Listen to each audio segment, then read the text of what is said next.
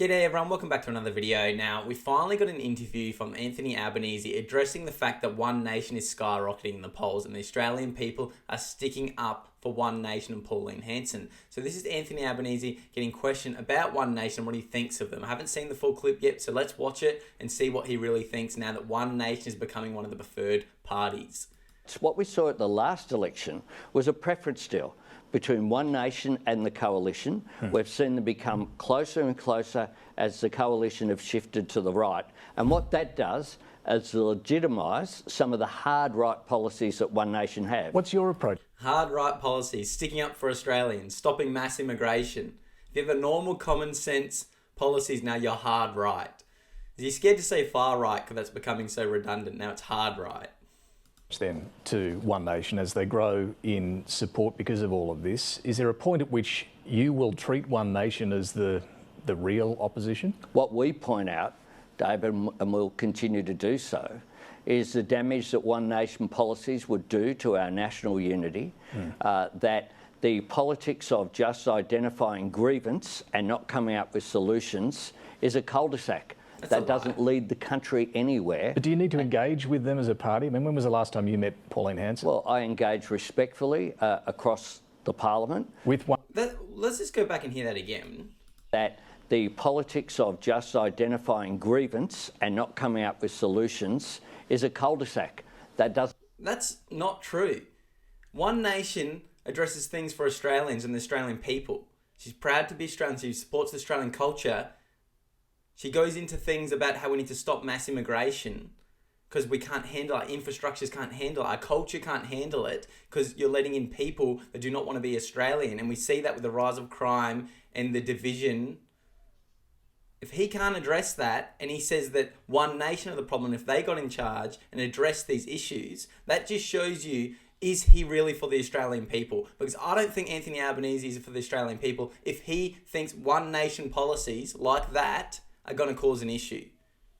Doesn't lead the country anywhere. But do you need to engage with them as a party? I mean, when was the last time you met Pauline Hanson? Well, I engage respectfully across the parliament. With Pauline Hanson? I engage respectfully. When people ask for meetings, they get them. When was the last time you had a meeting with Pauline Hanson? I met some time ago, but she doesn't tend to engage with the government.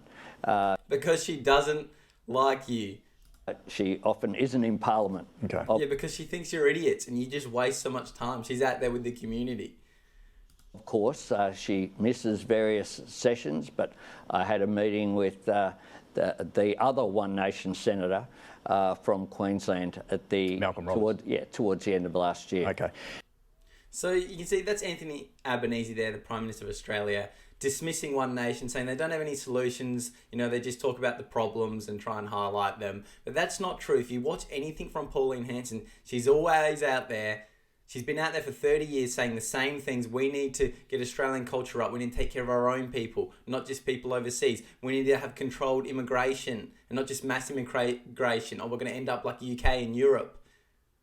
So all this has been happening and she speaks up a lot more. Make sure you check her out. But it's just stupid. Anthony Albanese coming out there trying to dismiss her as not a real party still. She's not doing anything. She's not addressing real issues. If her policies got in, then, it would destroy Australia, our unity, everything. That's not true.